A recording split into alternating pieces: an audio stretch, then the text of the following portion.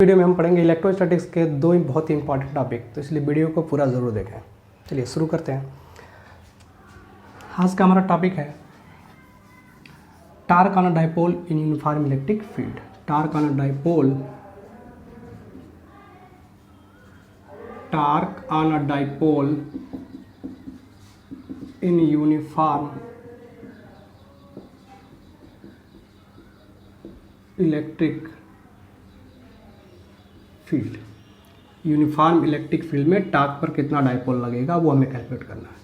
चलो कंसीडर करें, ये एक डाइपोल है, this is a dipole minus Q plus Q, और इलेक्ट्रिक फील्ड इस डायरेक्शन में। यहाँ पर एंगल बनना है theta. This is the dipole vector, electric dipole moment, this is electric dipole moment P, और इलेक्ट्रिक फील्ड भी इसका एंगल थीटा। अब सोचो, जैसे ही थीटा एंगल पे रखा, क्या इस चार्ज पर इलेक्ट्रिक फोर्स लगाएगा? हाँ लगाएगा। किस डायरेक्शन में? इस डायरेक्शन में, क्योंकि पॉजिटिव चार्ज पर फोर्स इलेक्ट्रिक फील्ड के डायरेक्शन में लगता है। इस फोर्स को मैं बोलूँ F प्लस, तो F प्लस कितना होगा? Q vector E, Q vector E. इस चार्ज पर कितना फोर्स, किस डायरेक्शन में फोर्स लगेगा? इस डायरेक्शन में, क्योंकि निगेटिव है। इस फोर्स को अगर मैं बोलूँ F माइनस वेक्टर, तो कितना होगा? Minus Q vector E, Q vector E. Minus क्यों? क्योंकि इसके अपोजिट डायरेक्शन में, इधर पॉजिटिव तो इधर निगेटिव, दोनों फोर्स हो गया। चले, क्या दोनों फोर्स इक्वल हैं, अपोजिट हैं? इक्वल और अपोजिट है तो नेट फोर्स क्या हो जाएगा? जीरो। तो डाइपोल पर जो नेट फोर्स आएगा एफ नेट, वो क्या हो गया? जीरो। तो net force on dipole is zero. Net force क्या है? जीरो। लेकिन दोनों फोर्सेस का डायरेक्शन क्या है? अपोजिट, और लाइन ऑफ एक्शन डिफरेंट है। लाइन ऑफ एक्शन डिफरेंट है, इसकी लाइन ऑफ एक्शन ये है, इसकी लाइन ऑफ एक्शन ये है। ऐसे कंडीशन में डाइपोल क्या हो जाएगा? ऐसे रोटेट हो जाएगा, डाइपोल ऐसे रोटेट हो जाएगा, यानी इस पर टार्क प्रोड्यूस हो जाएगा जो इसको रोटेट करने का काम कर रहा है। रोटेट करके क्या करना चाहेगा? इसको इलेक्ट्रिक फील्ड के अलाइन करना चाहेगा, इलेक्ट्रिक फील्ड के अलाइन लेकर आएगा। चलो टार्क कैलकुलेट करें। तो टार्क कैलकुलेट कैसे करेंगे? इस F प्लस का टार्क अबाउट ओ कैलकुलेट कर लो, उस पॉइंट को कंसीडर करो, और इस पॉइंट का F माइनस का टार्क कैलकुलेट करें अबाउट ओ, और दोनों को वेक्टर सम ले लें, दोनों का वेक्टर सम कर दें तो हमें नेट टार्क मिल जाएगा। इसके लिए चलो इस पॉइंट को A सपोज कर लो, इस पॉइंट को B सपोज कर लो। तो torque of F plus, torque of F plus vector about O point, about point O, इसको क्या बोल लूँ मैं? Tau plus. इस टार्क को क्या बोलूँ? Tau plus. तो टाउ प्लस कितना होगा? देखो कैसे निकालेंगे torque? O B vector cross F vector, O B cross F। तो O B vector cross F plus vector, O B vector F cross cross F plus vector कितना है? Q E. F plus vector कितना है? Q ई। Q इसमें एक scalar quantity है, बाहर कर लें इसको, तो क्या आएगा? O B vector cross E vector. ठीक है, चले ऐसे ही सिमिलरली क्या जाएगा? Torque of F minus vector about O, torque of F minus vector about O, इसको मैं बोलूँ टाउ माइनस वेक्टर, कितना आएगा? देखें यहाँ पर Q चार्ज तो ही है Q, यहाँ पे कौन सा हो जाएगा? ओ, इस बार ओ ए वेक्टर हो जाएगा, ओ ए वेक्टर। तो ओ ए वेक्टर क्रॉस ई, क्रॉस ई। और देखें फोर्स में क्या था? निगेटिव, तो एक निगेटिव साइन भी आ जाएगा, एक निगेटिव साइन भी आ जाएगा। तो निगेटिव को मैं लगा देता हूँ ओ ए के साथ, किसी के साथ लगाएं, एक निगेटिव कहीं भी लगा सकते हैं, ओ ए के साथ लगा रहे हैं। ओ ए के साथ लगाने का क्या फ़ायदा होगा कि हम ओ ए वेक्टर को ए ओ वेक्टर लिख सकते हैं, माइनस के साथ है तो क्या लिख देंगे? ए ओ वेक्टर, तो ये हो जाएगा Q, और ये लिख सकते हैं इसको ए ओ वेक्टर क्रॉस ई। ठीक, तो हमने दोनों टार्क कैलकुलेट कर लिया। अब नेट टार्क हमें चाहिए, हमें क्या चाहिए? Net torque. तो दोनों को क्या करें? वेक्टर सम ले लें दोनों का, tau plus vector, tau minus vector. चले, टाउ प्लस कितना है? Q O B cross E, plus ये कितना है? Q A O vector cross E vector. याद देख रहे Q कॉमन मिलेगा, क्या आएगा? O B plus O B vector plus A O vector, और क्रॉस ई को भी कॉमन ले लें, क्रॉस ई वेक्टर। चले, ये क्या हो जाएगा? Q O B plus A O B और प्लस ए ओ मिल के क्या हो जाएगा? ए बी वेक्टर, ये हो जाएगा A B vector cross E, cross. चले, Q A B vector, Q into A B vector क्या है? ए बी वेक्टर ये है, इसका मैग्नीट्यूड होगा दोनों चार्ज के बीच की डिस्टेंस 2L, और Q इज द चार्ज। तो Q इंटू 2L क्या होता है? Dipole moment. तो this is dipole moment vector P। Cross E. तो इस तरह से आया torque tau vector is equal to P cross E. क्या लिख सकते हैं, tau is equal to magnitude की बात करें तो P E sine theta, tau is equal to P E sine theta आ गया, tau is equal to P E sine theta. इतना टार्क हमारे डाइपोल पर प्रोड्यूस होगा। ये टार्क कब मिनिमम होगा, कब मैक्सिमम होगा, अगर देखें तो साइन थीटा की मिनिमम वैल्यू होती है 0, जब थीटा 0 डिग्री होगा और 180 डिग्री होगा। तो टाउ मिनिमम क्या होगा, टाउ मिनिमम हो जाएगा 0, और कब कब होगा, when theta is equal to 0 degree और 180 डिग्री। 0 डिग्री पर जब होगा तब इसको बोलते हैं स्टेबल इक्विलिब्रियम, स्टेबल इक्विलिब्रियम, और 180 डिग्री पर बोलते हैं unstable equilibrium, unstable equilibrium. 180 degree पे कौन सा कंडीशन बोलते हैं, अनस्टेबल इक्विलिब्रियम, और 0 डिग्री पे स्टेबल इक्विलिब्रियम। मैक्सिमम कितना होगा, अगर टाउ मैक्सिमम की बात करें तो साइन थीटा की मैक्सिमम वैल्यू 1 होती है 90 डिग्री के लिए, तो टाउ इज इक्वल टू हो जाएगा maximum tau is equal to P E. कब होगा, when theta is equal to 90 degree. ठीक है, यानी डाइपोल को टार्क इलेक्ट्रिक फील्ड के परपेंडिकुलर रखेंगे तो टार्क मैक्सिमम लगेगा, और उसके लाइन रखेंगे तो टार्क मिनिमम लगेगा। इतनी बात क्लियर है। चलिए अब नेक्स्ट टॉपिक हमें देखना है potential energy, electric potential energy of dipole in electric field. अगर इस इलेक्ट्रिक फील्ड में एक डाइपोल को रखा गया तो इसकी पोटेंशियल एनर्जी कितनी होगी, इलेक्ट्रिक पोटेंशियल एनर्जी कितनी होगी।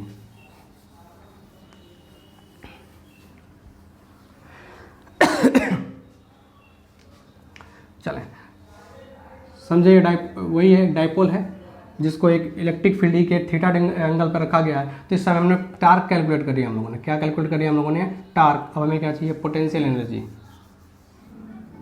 इलेक्ट्रिक पोटेंशियल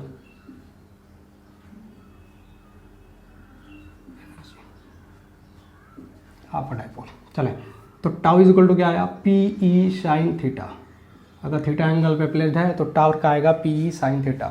अब सोचें कि अगर इस टार्क के अगेंस्ट एक एक्सटर्नल टार्क लगा के इसको हम डी थीटा डिग्री रोटेट कर दें, डाइपोल को कितना रोटेट कर दें, D theta, small angle D theta अगर इसको रोटेट कर दें तो work done by torque, work done against torque नहीं, वर्क डन बाई टार्क की बात करें तो वर्क डन बाई टार्क क्या होगा, work done by torque D W is equal to, चलें वर्क डन कैसे कैलकुलेट करेंगे, torque into displacement, force into displacement work होता है, यहाँ पे टार्क इंटू एंगुलर डिस्प्लेसमेंट लेना होगा। तो टार्क कितना है, P E sine theta, torque कितना है, पी ई साइन थीटा, और एंगुलर डिस्प्लेसमेंट कितना हमने सपोज किया, डी थीटा एंगल।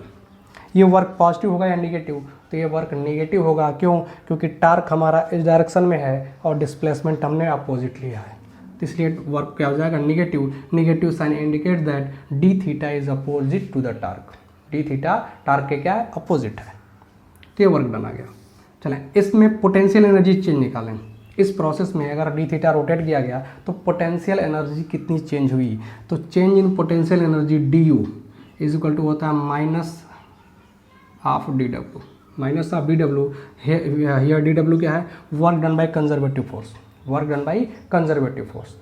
तो work done by conservative force के निगेटिव के इक्वल होता है चेंज इन पोटेंशियल एनर्जी। इसको अगर याद रखना हो तो 11th क्लास की फिजिक्स याद रखें, उसमें कहा जाता था कि अगर किसी डाइपोल को किसी मास को अगर अर्थ से एच हाइट हम ऊपर उठा दें, एच हाइट ऊपर ले जाएं तो यहाँ पे पोटेंशियल एनर्जी कितनी हो जाती है, M G H, potential energy M G H. Actual में क्या होता है, चेंज इन पोटेंशियल एनर्जी होता है, चेंज इन पोटेंशियल एनर्जी। अगर यहाँ की पोटेंशियल एनर्जी यू ए बोल दें और यहाँ की यू बी बोल दें तो ये होता है U B minus U A is equal to work done M G H, work done against gravitational force. ये एम जी एच क्या है, work done against gravitational force.